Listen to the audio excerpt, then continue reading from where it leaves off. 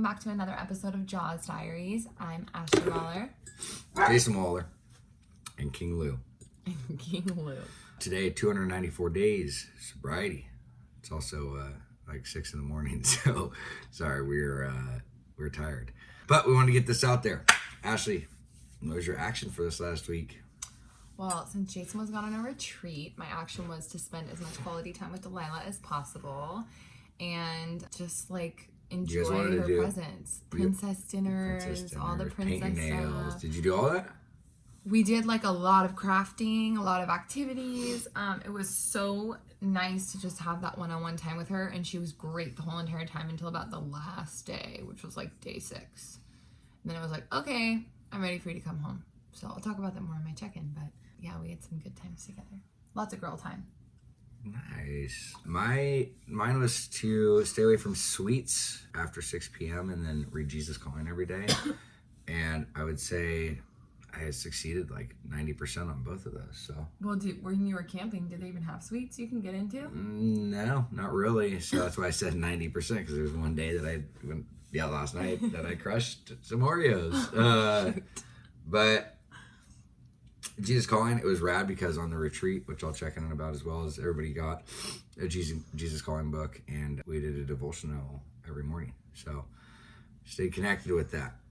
That's really good. Yeah. So let's check in personally. Ash, where you at? How you been?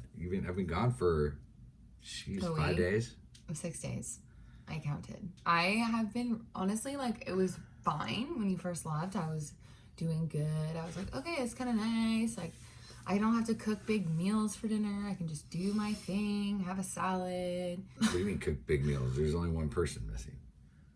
I know, but you like to have like meat and substance and some kind of grain or like something. I don't really need any of that stuff. Like, I don't have to eat meat every single night in order to feel full. I could eat like lettuce and I'd be like, oh, I'm full. Great. Anyway. So rabbit food all night. Yeah, I love rabbit food. But it was a really, really good week. Like, I've had a little bit of loss recently, like not like permanent loss, but just like detachment loss in my close personal family. And so that's been like a little bit of a grieving process. So I took this week to kind of like really feel that. So some of the week I was pretty depressed, I'm not gonna lie. And just the fact that we didn't have any communication for 4 days was awful, like horrible.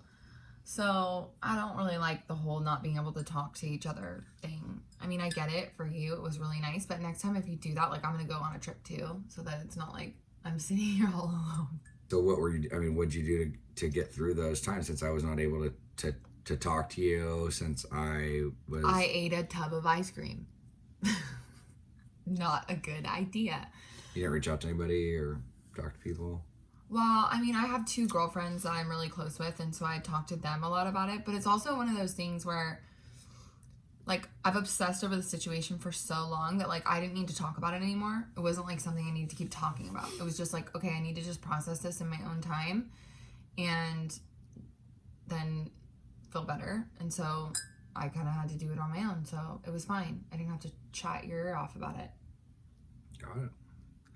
Well, I'm proud of you. I think that those boundaries needed to be set. No, those boundaries needed to be set. And I know I kind of left it kind of bad timing because you were going through all of it, but nothing we could really do. So as Ashley stated, I went on a retreat, which was really cool. My buddy Brian and I facilitated a men's retreat where I was bringing 5 people out from the West Coast, and he was bringing out 5 people from the South/East Coast, and we all got together. We met in Vegas the night before, so everybody could get to know each other, and we went to dinner and bonded. And the next day we ended up going up to St. George, and we ended up doing a 400 mile UTV excursion, which is like dune buggies / like it's off-road vehicles riding through the Grand Canyon. And it was just a really amazing time to disconnect. No cell phones. We literally had to turn our cell phones in before we left, and it was an opportunity for us to get more grounded, to grow as men, to learn how to be better fathers, husbands, and just men in general. And it was something that was very, like, it was probably one of the best experiences I've ever had, to be able to, especially after everything everybody's gone through over these last 6-7 months, and to just go connect with nature. And I've never seen the Grand Canyon up close and personal. I've only seen it from a helicopter, and to like go down there was just like so fascinating. I mean, it looked like Mars. I mean, it just looked like a totally different planet. And then we actually had the opportunity to hike down the face and go swimming in the Colorado River. And one of the guys brought his fly fishing rod, and it was so rad to see him just like go in there and fly fish and just start pulling out rainbow trout out of the Colorado River. And just it was one of those trips where we're going to be doing an annual thing. I mean, and it's just such a good time. So I don't know, I'm in a really good place, and I just had the best trip. If you guys are going through it, try to put together a little retreat, and it's definitely something I benefited from. So I'm at my personal check-in. But then take 2 days off to sleep, because Jason's been so tired, so he's been a little cranky.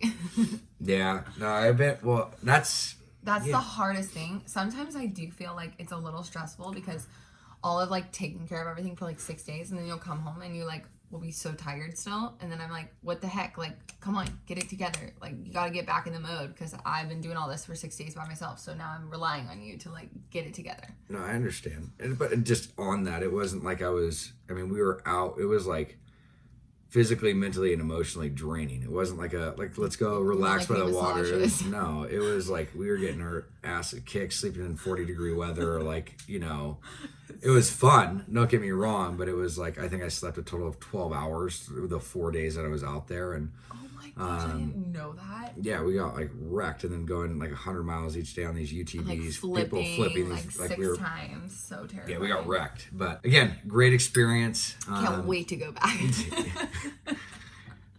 No, but the last day, something I will to add is like we literally put our sleeping bags like 15 feet from the cliff of the Grand Canyon, and to like watch, first looking up, seeing all the stars, and then seeing like a moonrise. I've never seen a moonrise. And then go to bed, and then wake up, and then see the sunrise. It was just like, doesn't get much better than this. So like, what if someone night walked though? Nah, they would have fallen off the cliff. I saw the picture of where they were, and I just thought to myself, like, what if someone's a night walker? Because that would be or a sleepwalker. What do they call it? A sleepwalker. Yeah, a night walker. It's like some Walking Dead stuff. Movie. But anyways, so that was good. So Ashley, I think for something I wanted to bring up as the topic this week, because I have never digital detoxed like that.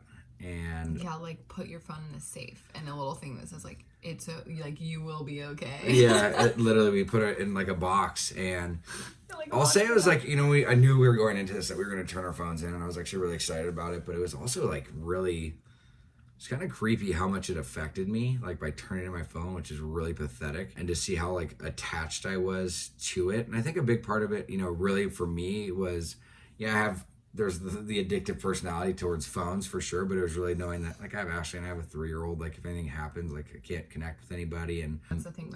It was kind of creepy, but other than that, I mean, it was literally one of the most amazing things to turn in the phone and to connect on a deeper level. I mean, like it was 4 days of straight conversations with people, and to like so just nice. Deep dive and get to know these people. And that's what was beautiful about this trip, though, was to have 5 individuals that I had never met before. So I mean, it just created an opportunity to, it's like good old days, have deeper conversations. So I was curious, because like a lot of times when you leave for a few days, you get so inundated. When you come back, it can seem so overwhelming for you, and that could be like a really big trigger for you, right? Mm-hmm. So how did you handle that? Because you were detached from your phone for 4 days, and then you come back and it's just like bam, bam, bam, bam, bam. Like, do you learn in your mind how to like switch off things that are like needed to be done, and then things that are wanted to be done?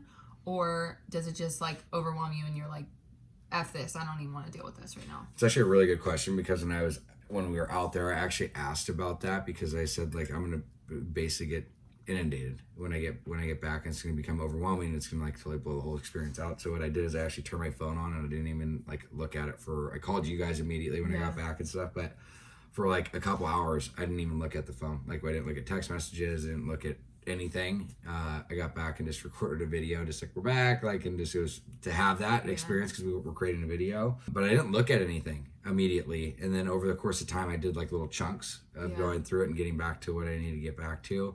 But it also just showed me like how, I think the biggest thing is what I really want to focus on now, and I challenge everybody out there, is like when you get home, it's like, you know, after the day's done, like by like 7 o'clock, like kind of just disconnecting from your phone. And I actually, for me, I'm going to start charging my phone downstairs. I don't want to have it by my bed. I have the last day since I've gotten back and stuff, but I now going through the motions and getting back in the swing of things. Oh my gosh, that's going to be the challenge, and kind of part of my action for the week is keeping my phone downstairs and staying away from it. And I think everybody looking at like how much technology has taken over us, I think it's just really good to separate from it. And there's great things that come from technology, but I also just, like, for me, it was amazing to see how like much more simple life can be without all the distractions. It's crazy, right? It is. So I guess that's my challenge for you. I know this was kind of a short episode this week, and as we're recharging and we weren't really together as much, and I know that a real purpose around this is for us to share what it is that we're going through as a couple. So I mean, obviously Ashley was going through her own stuff while I was gone, but I also was able to like get a totally different perspective. And so I'm bringing that back, and I'm challenging you with a digital detox, maybe something you do for 24 hours. Well, can I just add that yes, that I just started, like while you were gone, I decided, okay, I'm so sick and tired of being inundated with information that I'm not asking to receive. Like when I want to find information, I want to like look for information, not just get it thrown at me.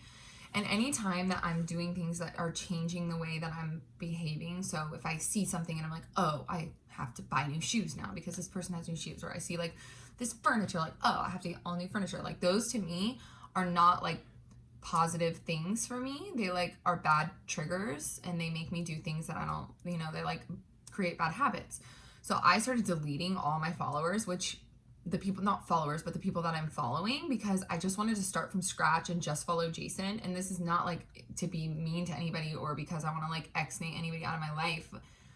I just can't, like, I just have to focus on the things that make me happy, and like creating that kind of like content, especially because I'm in the beauty industry and I'm in the hair world, and I can get so down on myself, like, oh, I'm not creating enough IGTVs, like this person that's a hairstylist is doing so much more, and look at all these great endorsement deals and collaborations she's getting, and it would just make me feel really bad about myself, like I'm not doing enough.